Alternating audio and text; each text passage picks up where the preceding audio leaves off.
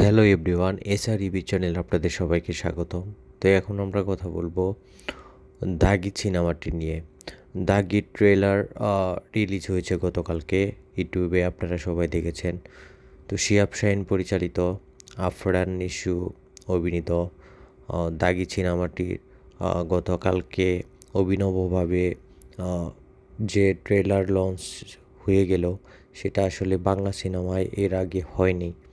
তো আপনাদের কাছে কেমন লাগলো ট্রেলারটি আপনারা সবাই জানাবেন।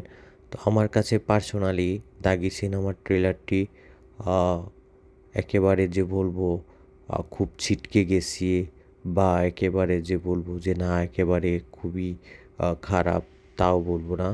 এটা হচ্ছে ডিসেন্ট ট্রেলার। তবে এখানে আফরান নিশুর ক্যারেক্টারটা একটু চ্যালেঞ্জিং আমার মনে হচ্ছে। তো এই ক্যারেক্টার আফরান নিশু প্লে করার জন্য আসলে অনেক খেটেছেন তিনি, বোঝাই যাচ্ছে তাকে দেখে।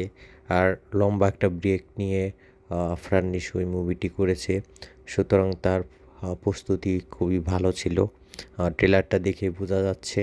তো দেখা যাক ঈদ উল ফিতরে দাগি সিনেমাটি সুড়ঙ্গর মতো ব্যবসা করতে পারে নাকি সুড়ঙ্গকেও ছাড়িয়ে যায়, সেইটা দেখার অপেক্ষায় রইলাম।